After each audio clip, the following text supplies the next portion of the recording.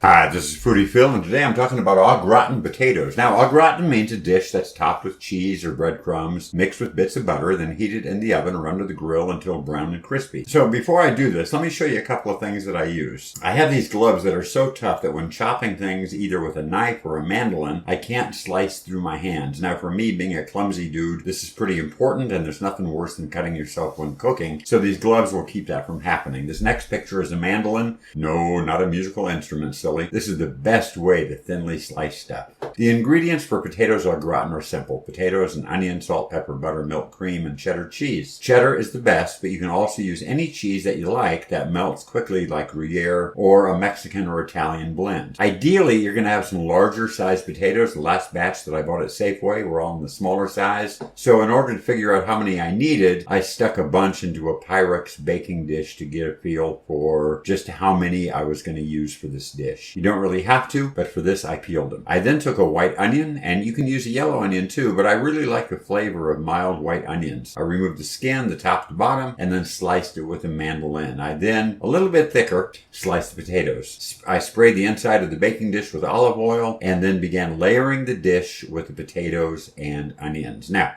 I took about 3 tablespoons of butter, melted it in a large saucepan, and then what I'm doing is creating a roux, which is butter and flour and milk and cream. I started off with about 3 tablespoons of butter, added my flour, and started pouring in my mixture of that milk and cream. And what I did is I used 1.5 cups of milk and 1/2 cup of cream. And once I got rid of all the lumps, I added in about 1.5 cups of that cheddar cheese that I was talking about. To this, I added in a little bit of salt and a whole lot of cracked pepper. This is so tasty that you really don't need to add very many other spices. You could add shallots or garlic, but the other things that I was making were so garlicky, I figured I would make it without those. The final step is to take this creamy cheese that you just made and pour it over the layered potatoes and onions. You may need to take a fork and move some of the potatoes and onions out of the way, making sure that the cheese mixture will make its way to the bottom of the dish. Then I preheated the oven to 400 degrees, covered the dish with foil, and then I cooked everything for about 90 minutes. Oh my gosh, this was so tasty, and it's really, really, really a good side dish. This is Foodie Phil. Please like this video